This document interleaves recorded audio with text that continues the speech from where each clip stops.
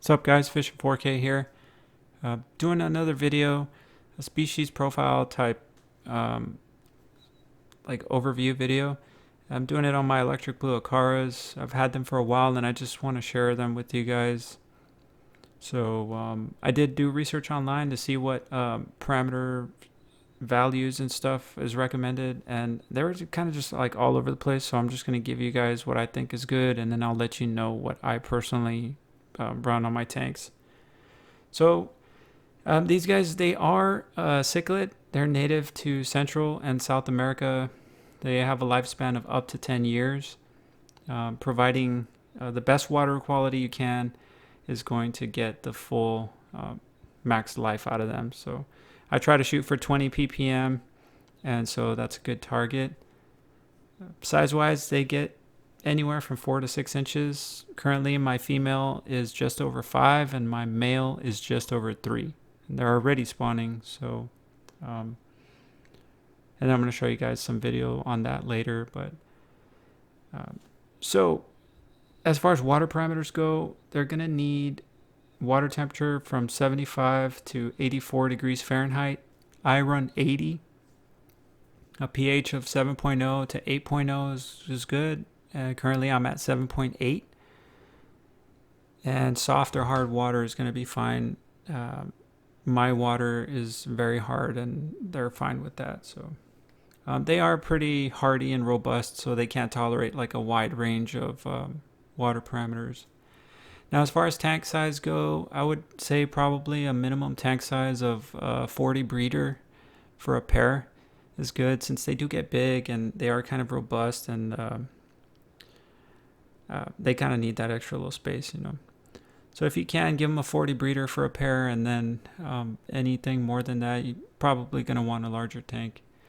So here I'm just showing you guys my tank setup. I have an Aquasky LED, and I will say that the LED lights do help the color show a little bit more. Now for filtration, you're going to be fine with whatever you have, you know, whether it's a hang on the back, a canister, or a sump, whatever the case may be. Just stay on top of maintenance, and you're going to be good to go. Here I'm running an eShops overflow, and it's pretty cool. I'm going to do a separate video on that just to talk about that. So if you're interested, be on the lookout there. There's the drain line, and it basically just drains into this filter floss, and so that's the drain pan, and then water is going to trickle down into or onto these bio balls. Let's see if I can kind of make this look a little better. Yeah, so water trickles down, so it's a bit of a wet dry section there. Then I got some more floss, and then an army of pot scrubbers. Here on the side, I have all of the filter media that was in my old canisters before I made my sump, you know, so I just throw them in there and pretty much instantly cycled. There I've got some lava rocks. I'm getting ready to put in another filter. And so I do have a Eheim Jaeger. It's a 100 watt heater, and my return pump is a Sicce Syncra 1.5. I do like those Syncras because they're pretty quiet, and they come with a good warranty. I believe it's actually it might be 5-year warranty. Yeah, I just have a light underneath so I can kind of see. So here is the food that I feed them. I feed this Tetra Pro crisps, these algae wafers for the plecos, and then some bloodworms, freeze-dried bloodworms for the Acaras from time to time.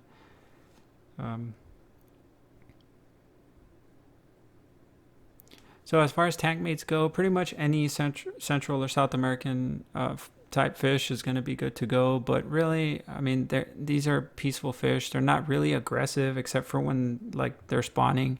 They can get like really territorial. But I have had them with angelfish and other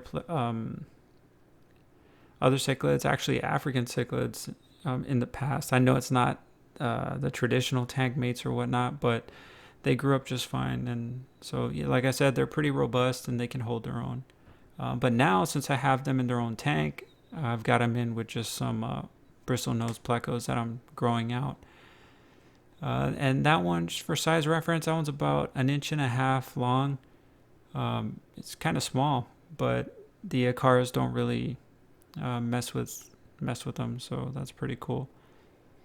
But like I said, they'll be fine in a community type setup, or if you have just a pair, or if you want multiple Acaras, you're going to be fine. They're not too crazy or anything like that.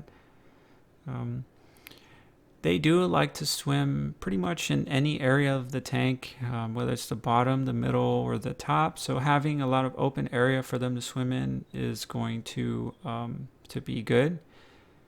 As far as plants go, they are, I mean, it's just going to depend on each individual fish, but for the most part, they're okay with plants. Here I've got some anubias.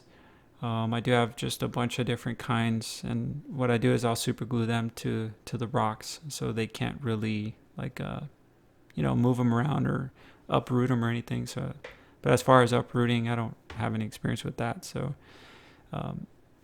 yeah, but I've seen other videos where they're in heavily planted tanks and they're just fine. So they'll probably be okay with other plants, but I tend to stay with the easy plants like nubias and ferns, just because I don't have like low tech plants, and they're like pretty much bulletproof. So that's kind of just like what I stick with.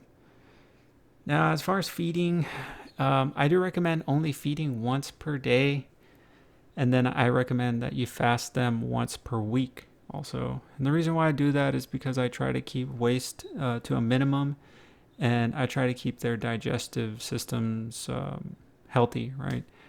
They do get thick, so they, I guess, may be prone to getting bloat or whatnot. So feeding them once per day is good. I do recommend this Tetra Pro Color Crisps.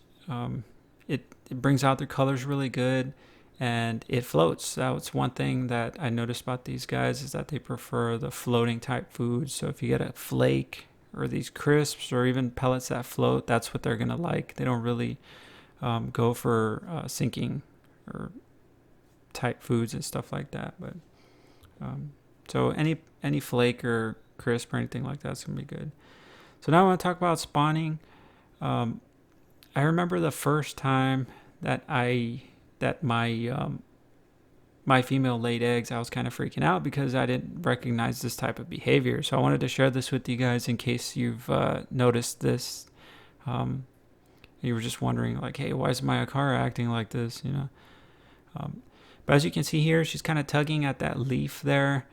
And I did go online to check to see what was going on there. And apparently they like to lay their eggs on a leaf, so that way they can move the eggs to another location, right? But mine has chosen this rock, and so this is like the 6th time she lays eggs. She'll usually lay eggs after a large water change, about like a 50% water change, and she does it. But yeah, so what she'll do is she'll just pick a spot and then kind of start to act like that. You see her kind of shaking there. I don't know if that's maybe like a signal or a cue to the male saying, hey, I'm ready to lay eggs or whatnot. But it did freak me out at first. I was thinking that she was stressed out, or maybe she was hurt or something, but no. And then, so what she'll do when she gets close to laying eggs, and you'll know because the tube is kind of hanging low, she'll kind of just do some dry runs and pass over the location. And she'll do that for a couple minutes. It usually takes like 30 to 40, maybe an hour after she starts showing those behaviors until she starts dropping the eggs. And there the male's kind of just like, okay, I'm waiting. And so she didn't really get aggressive during the egg laying. It's just after the egg laying she becomes like a monster.